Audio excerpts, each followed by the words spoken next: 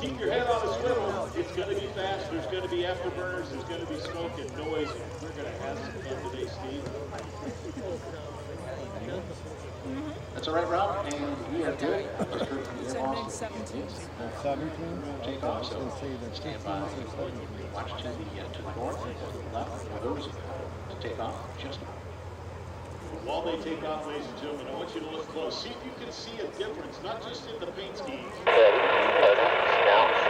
aircraft as they're taking off. They're all mid-17s, but they are different. We'll talk about the differences later. Look closer.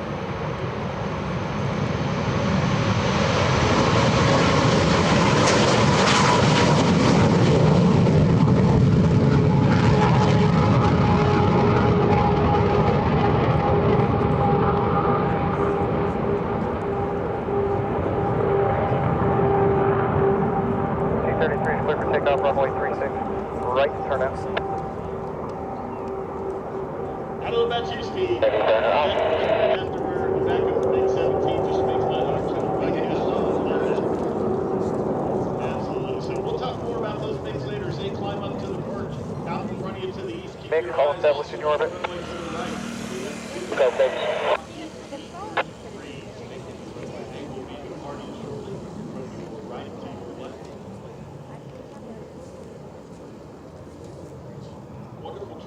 Yes. Lockheed Corporation. About to see there two wonderful examples. One in a green European camouflage paint scheme, the other in that kind of traditional 16. Of course, this was the United States' first operational jet. Produced late in World War II, so didn't see L-39 formation, group number 3, line from weight, runway 36. Reconnaissance airplanes that were shipped overseas and actually had photo reconnaissance missions in Italy very, very late in World War II, but became the trainer of choice. Thanks, sir. Established in orbit. Been the first jet that new cadets would call the Air Force. Go.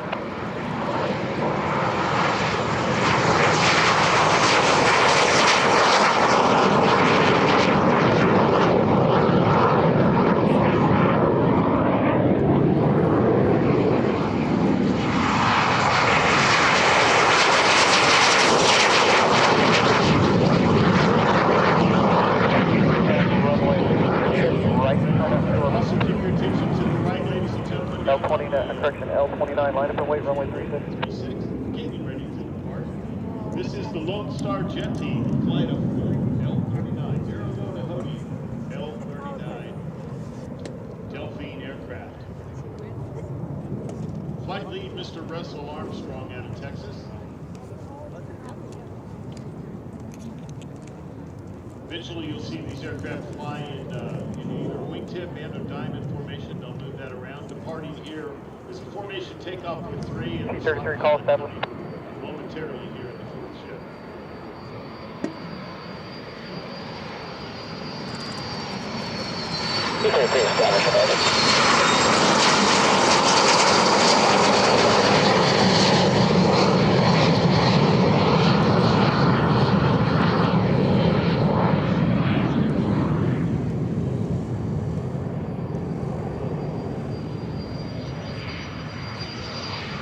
L29, winds are 328, clear to take off left turn out.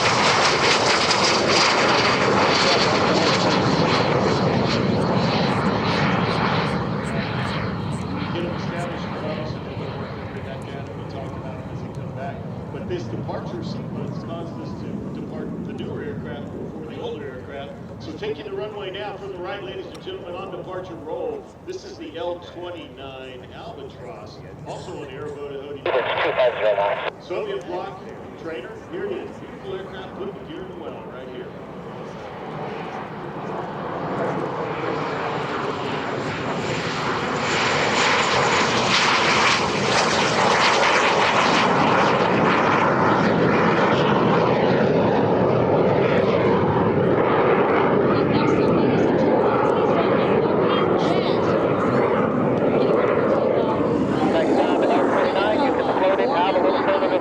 Call established in the orbit.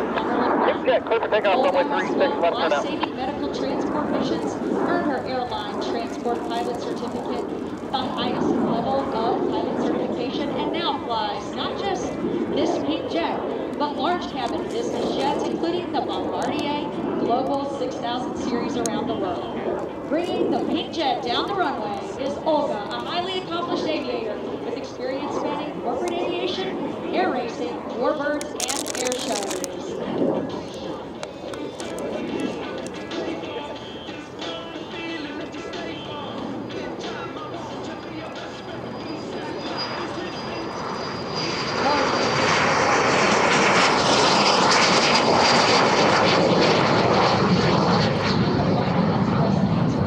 Owned and operated by the nonprofit Aerial Angels, the Pink Jet is an L-39 Albatross military trainer that travels across the country and North America, using aviation as a platform to raise awareness for breast cancer, encourage early detection, support survivors, and inspire the next generation of women in aviation.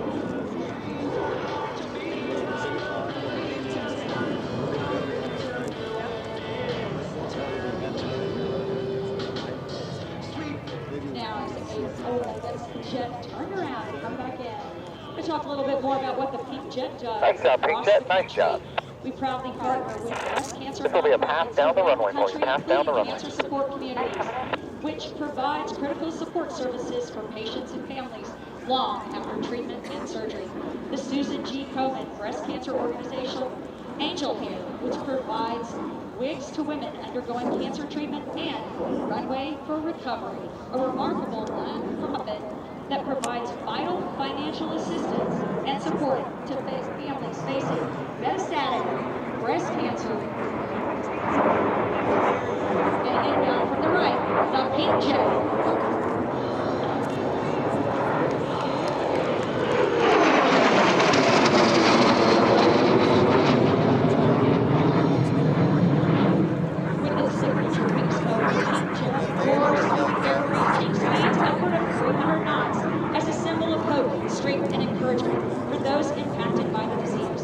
Beyond raising awareness, the Pink Jet team speaks to aviation groups, flight schools, and community organizations about the signs and symptoms of breast cancer and the importance of early detection. Their goal is simple: save lives through education, awareness, and support.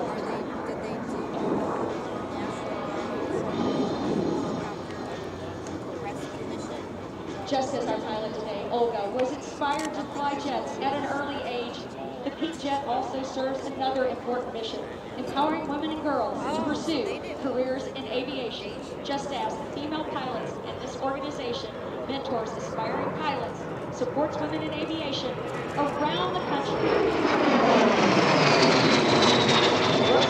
Nice job, Pink Jet. You'll land out of the downwind. The team believes that every young woman should be able to look toward the sky and see a plane.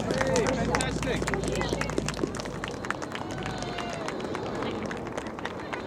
This aircraft has a very specific mission. Every pass you see represents a survivor. Every flight honors a family. And every airshow appearance helps spread a message that early detection saves lives. Pink Jet, wind calm clear to land, runway 36. At thepinkjet.org.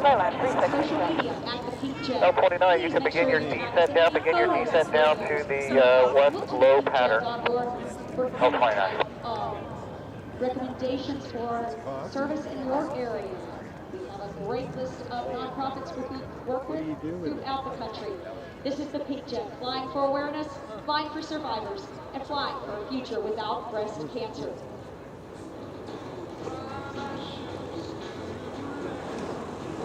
Now, as she comes L29, this will be a pass down the runway. L29, pass down the runway.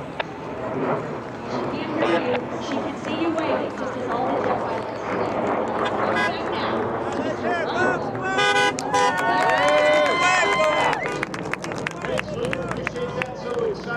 L29, start your turn in. Today as we celebrate breast cancer awareness. Now, right behind the Pink Jet, if you look over your right shoulder, ladies and gentlemen, that L29 Delphin will be making its way around. The L29, guess where the name came from, Steve? I have no idea. The number came from the date when the jet, September 29th of 1954. Now you can go to the bar and impress nobody with that later tonight, but it is a piece of trivia that nobody probably knows. Here he is. All right, ladies and gentlemen, the L-29 Delphin. All right, L29, we're going to land on the downwind.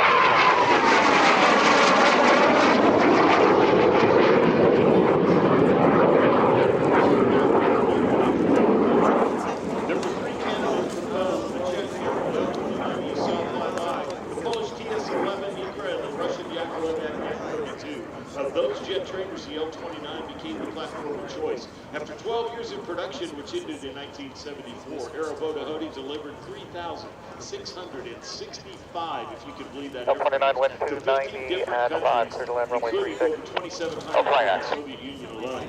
Original plans for an axial flow M71 engine were replaced with a similar centrifugal design that met some of the needs that they had. All of these helped reach a very notable safety record, and although not used for military training anymore, the L-29 Delphin is still popular with civil operators around the world, and in fact, we see a lot of them out there in the championship air racing.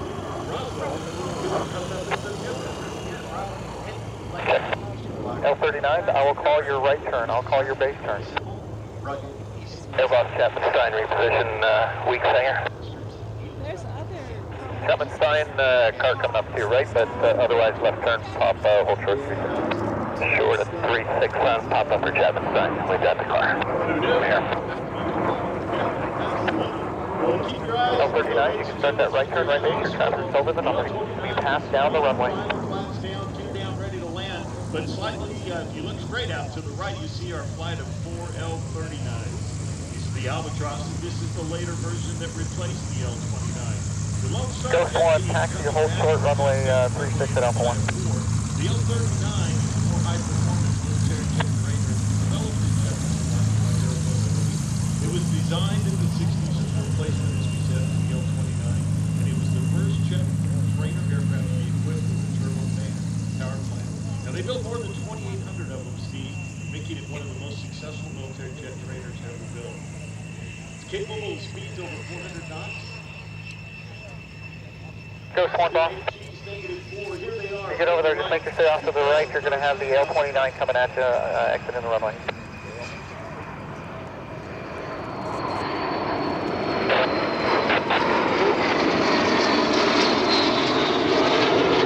L-39's on this next pass, set yourself up to land. You'll do this pass, next pass, up initial to land, runway 36. Next pass. You want us to brake on this next pass or one more? What do you think? I want you to brake on the next pass, brake on the next pass to land. Copy that. Airshow circuit. Mostly for a couple of reasons. Parts are still available. It's got a reliable engine, excellent visibility. But also, like you said, some of the ease of using it. But that also makes it a prime candidate for racers at our national championship air races. A large portion of our jet class fly L-39s. And we'll see them again this year. I understand we have 15, I believe, jets registered around the race course.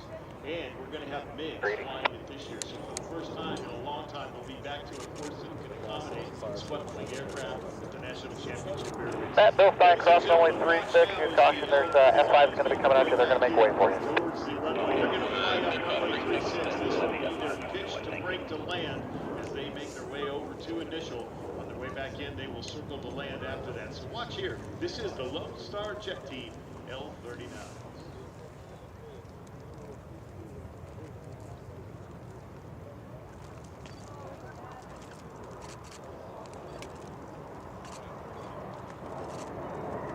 L-39, winds 280 at 5, clear to land runway 36.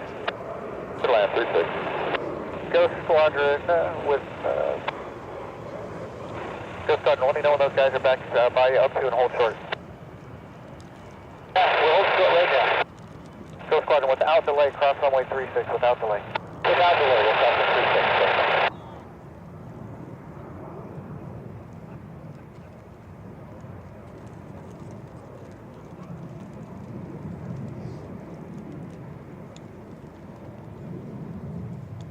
So Steve, as our L-39's turned base to final here to land, folks, I want you to look and watch the gear come down. Look for the flap, the landing configuration. But right up above Ghost Squadron at number 2, hold short, Ghost Squadron number 2. right side, you'll have L-39 coming at you.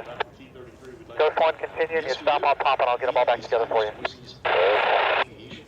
It's the oral history collection that EAA has been building for many, many years. And one of the oral histories is from Joanne, who's an NASA astronaut, of course, but also through Warbirds for many, many years. T-33, you can bring it down to the east low. Wide range of trainers, including T-20. East low, T-33. T-33, you can just find the east low down the runway. You can descend down the big runway. You can proceed down the big runway. Traffic's over the numbers. Again, I thoroughly enjoyed it. I was getting closer and closer to my dream of becoming a fighter pilot. The T-33 was not a high-performance airplane, but it was relevant and doing everything. All right, T-33, just take your staging in the downwind for me, please, to land.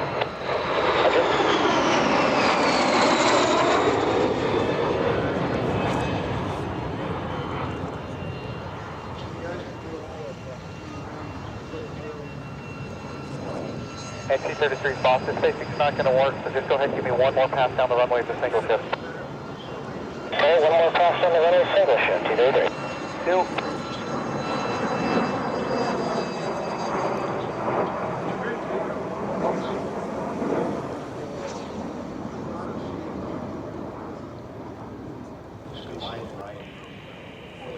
Not only for pilots, but mechanics, designers, builders, just everyone who has been involved in aviation. We do appreciate all of them sharing their stories as part of the Timeless Overseas project. Right now, T-33 is coming through with their initial break for landing.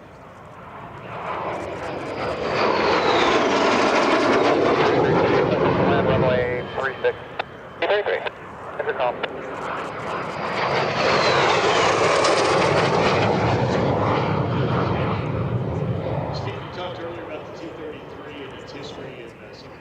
Places that it can serve, unique roles that it can serve.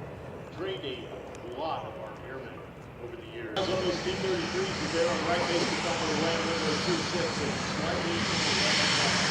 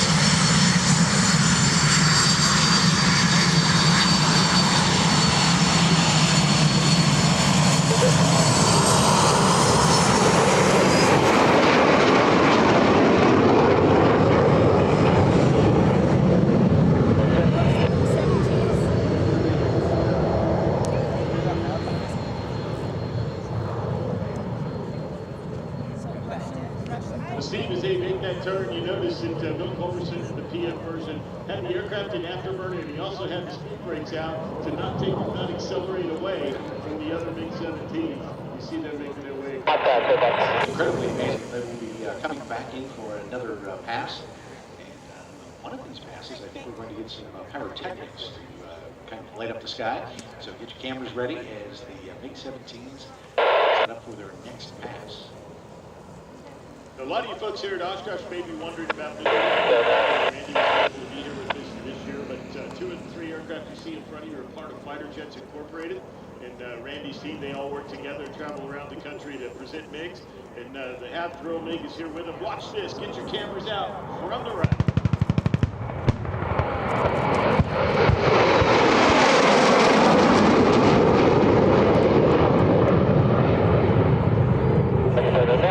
As they circle back around, ladies and gentlemen, that lead aircraft, the MiG-17 PF, was in first down on the Last pass. Confirm last pass? The PF version last pass. the afterburning. Oh, you understand last pass? Polish-built aircraft carried the designation LIN 5. Beginning in 1971, all of these aircraft were rebuilt. Fifth Squadron, without delay, cross runway 36. So when the Kiev first came out, from the Allied side, we thought this was an aircraft that was just kryptonite to everything in the West. We figured out that it had the limitations that other MiG-17s do. We figured out how to beat it, and it turned around the kill ratio in the Southeast Asian Vietnam conflict from 1 to 2 or 2 to 1, depending on which source you have, but 14 to 1 by the end of the war, strictly due to the half drill, half donut programs with the MiG-21 and the MiG-17, and those programs eventually became the reason that the Navy created conflict. Get your cameras out, ladies and gentlemen. Here they come from the right. Another hot pass with pilot.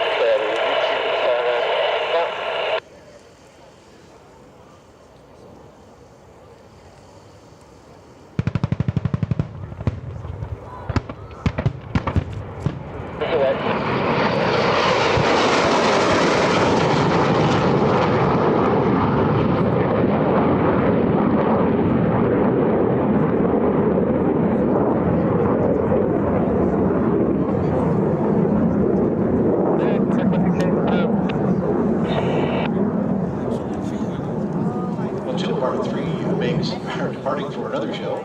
The other one will still be on the Warbirds ramp, but lead MiG bomb. saw some very pretty looking. Give me one more pass, please. You're the one coming back to land. Hey, Sam. You. So get your cameras out, ladies and gentlemen. We got one more MiG-17 pass coming at you from the right.